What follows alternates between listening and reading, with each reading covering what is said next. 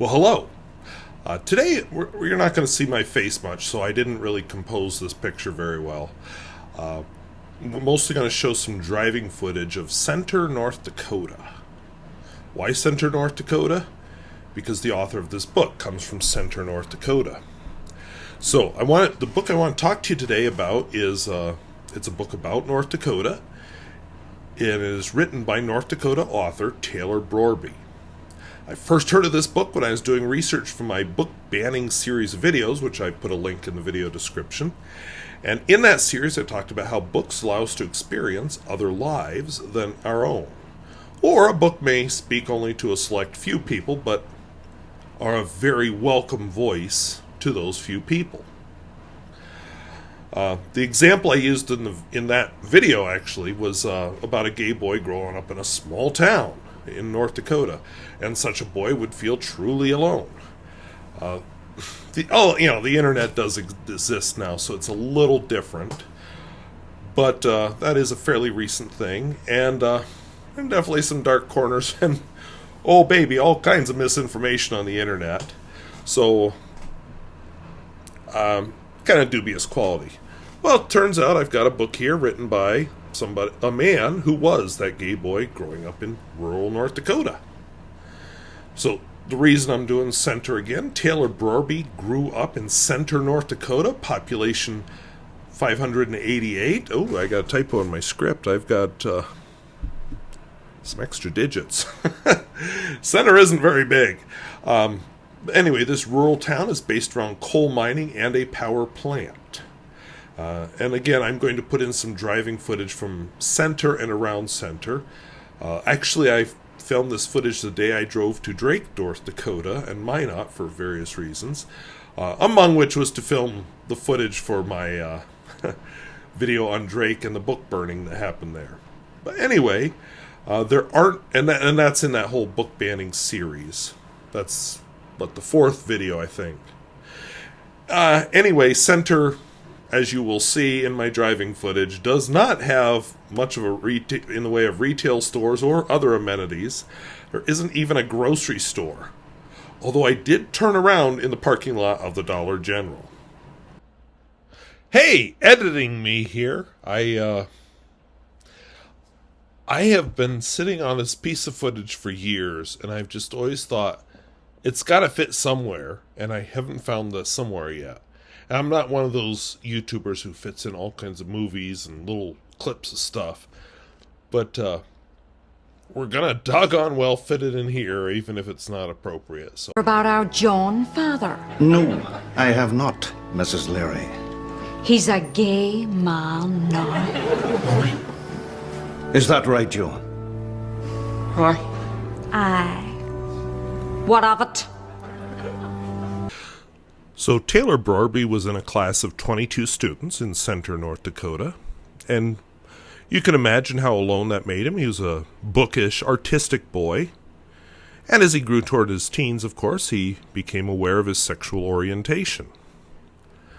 This memoir interweaves the story of his life with his love of the natural environment of North Dakota. The region around Center actually is where the transition from the prairie pothole region of North Dakota starts to transition to the more arid and rugged western part of the state where I live. It wasn't subtle that the different parts of the books were actually named as a metaphor comparing his growth. Whoops. Maybe I'll just put my glasses on, then I won't do that again. Comparing his growth to that of the plants in North Dakota. So the book actually discusses his life from growing up in Center, moving to Bismarck for high school, college life, coming out, some of his professional life, and his eventual return to North Dakota and current relationship with his family. It also discusses the impact of the fossil fuel industry on North Dakota, primarily focusing on the two fossil fuels that are found here, coal and oil. Brorby's relationship with his family actually brought to mind a conversation I had with my best friend in high school while we were driving home from work one day. We got to talking about what's going to be the hardest thing to tell our parents. And I finally settled on, I think she's pregnant. He settled on, I think I'm gay. And, for the record, neither of those happened. But I thought of this because of the difference between these statements. I was worried about something I would have done. His was worrying about something he was, which, he isn't, but that's just something he thought. And, he's worried about what his parents would think of who he is. So, I'll be honest, it wouldn't have gone swimmingly, but I think my family would have accepted me if I were gay. Probably not thrilled to a rural small town of the 1990s, but accepting and not thinking they could change me. So a boy who gets a girl pregnant in high school is automatically handicapping both lives, the life of the child and that of the parents involved. And it's something you do, not who you are. And so that's my long way of saying it's easy for me to forget that a lot of people do not have families like mine, and that may color part of how I interpret Brorby's story, especially his relationship with his parents. And I'm just putting it out there right at the front. That is my bias in reading the book and doing this review. And I'm a teacher, so I am well aware that a lot of people aren't fortunate enough to grow up in a family like mine. And I'm also well aware that how the family looks from the outside or one point of view may be quite different from the reality. Now that I've got that out of the way, let's talk about the book. And I'll get the parents out of the way first. Brorby's parents come off quite badly in the book. It was especially shown in the end when his sister takes him to see where the parents are building a huge new house in Bismarck. And he wonders if he'll ever see the inside of that house. Now, the story that really bothered me was earlier in the book, and that's where he talked about an interview he did with NPR, which in North Dakota is called Prairie Public, during college. His parents came out looking quite badly in that interview, and they got to hear it on the radio without much warning. So they were understandably quite hurt, and the signs that had been in there about possibly the relationship thawing ended pretty much there. And I thought, understandably, my nature is to be more private about things like that. I could share lots of good, bad, ugly, and embarrassing things about Ma and Pa Squirrel with the YouTube world. And to be honest, they could do the same with me. But I won't. It's not my nature. And even if my real name was in YouTube land, I just don't like things like that because it's on definitely clearly on the private side of that public-private line. Just like I don't share on YouTube about my dating life or my sex life. Brorby is a writer, and I suppose honesty and some oversharing is required when you write a memoir. To be honest, my life has never been all that interesting, so I'm never going to have to worry about how honest to be if I decide to overshare in a memoir, because nobody would want to read the thing anyway. It'd be boring. There is... Actually, I liked the stuff about his childhood. You kind of got to know his grandparents. He had 2 living sets of grandparents, so he was very lucky in that way. He has a sister who's quite a bit older. She has children. He's got an extended family of aunts and uncles, including an aunt that outed him to his parents. Hey, why let the kid tell the parents? I'll just tell them, kind of thing. But you can read all the book, because I'm not summarizing the book, I'm reviewing it. But there is quite a lot in the book also about him as a gay man. He even lived in Dickinson for a while, and Dickinson is my closest city. So I could identify quite easily with that part, because he talked about places that I know well, some of which I have even shown on this channel.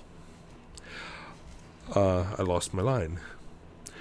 At that time, he was involved with environmental activism, and he got romantically involved with a Polish man who was working in Medora, North Dakota, which I've kind of touched on Medora here. That's North Dakota's big tourist trap.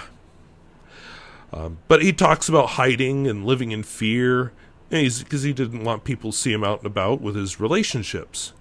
Now, again, I'm telling you this as a straight man, so perspectives may vary, but is North Dakota a land of raging homophobes waiting to beat up a gay couple?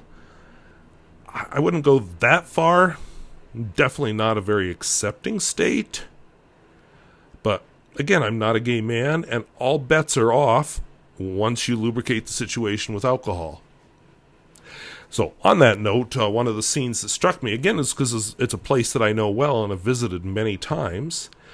He camped with his Polish boyfriend and some other LGBTQ friends at the Burning Coal Vein Campground, which is quite close to my house, actually.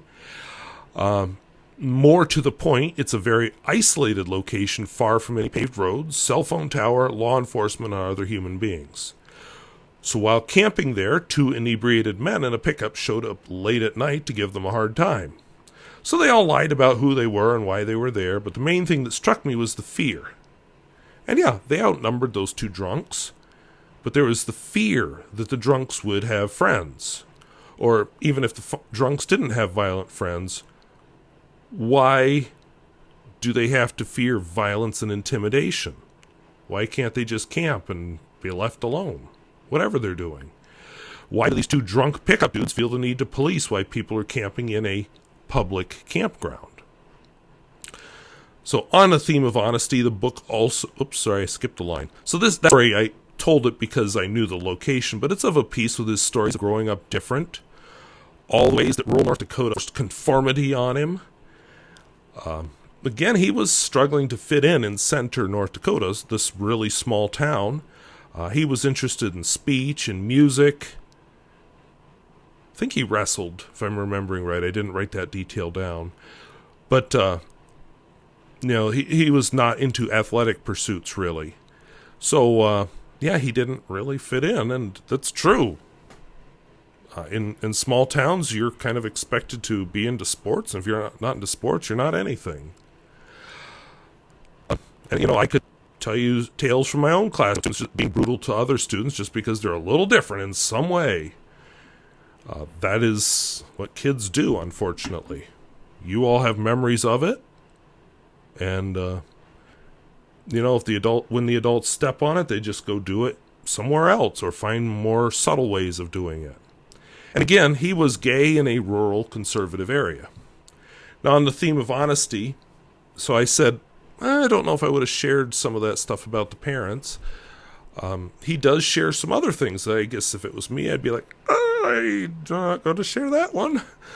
The Bob King, a sexual assault, not a rape, a sexual assault, where he was the perpetrator and so how to act as a man when he grew up without role models of any kind in that way. He also spends a lot of words on the natural environment, sometimes very big words, and he notes that what looks to a lot of people like flat grassland called flyover country is actually an incredibly diverse ecosystem. He grew up around the coal industry. He watched the prairie get torn up by the dragline. I think, if I remember the driving footage, the dragline does make an appearance. It's a gigantic digging machine. How dirty coal was. He talks a lot about the coal dust caking everything and making it black and dirty. He swam, which was always warm because it was the coolant for a coal-powered power plant. Later on, he actually discusses oil and the hydraulic fracturing technology that makes it possible. And, by this point, do I even have to tell you what he thinks? So his writing style does overall tend to mix the personal and environmental. I find it, but I included a link in the video description to an article he wrote about his diabetes, and yes, he relates it to oil somehow. So, this book does exactly what I was talking about in those book banning videos. It puts me in the shoes of somebody not like me, and yet I can find commonalities. I know small-town North Dakota. I've lived in it longer than I lived in small-town Pennsylvania. So this book does exactly what I was talking about in my book banning videos. It puts me in the shoes of someone who is not like me. And yet, I could find commonalities. That's part of why some of these people want to get rid of these books, is because, oops, you may discover they're human after all. Whoopsie! But, it tells, and the other thing it does is it tells gay kids, hey, not just in rural North Dakota, by the way, hey, you are not alone. You are not the only one. And yes, you can have a successful adulthood. Your experiences are real. And the book banners, again, they'd say, well, such a book isn't right for kids in school. Well, they're wrong. There were probably gay people in my high school class. And I've wondered since then, was I one of those people who enforced conformity? More to the point, now that I do know better, am I doing that as a teacher to my students? So it's an interesting, very readable book. Some parts of it, like his relationship with his parents, do bother me. But I also know that these things do happen. And sometimes parents just can't get over their child not meeting their expectations by who they are.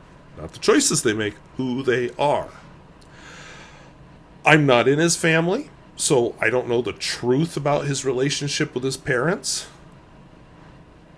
But I did come away from the book feeling like he bore at least part of the blame.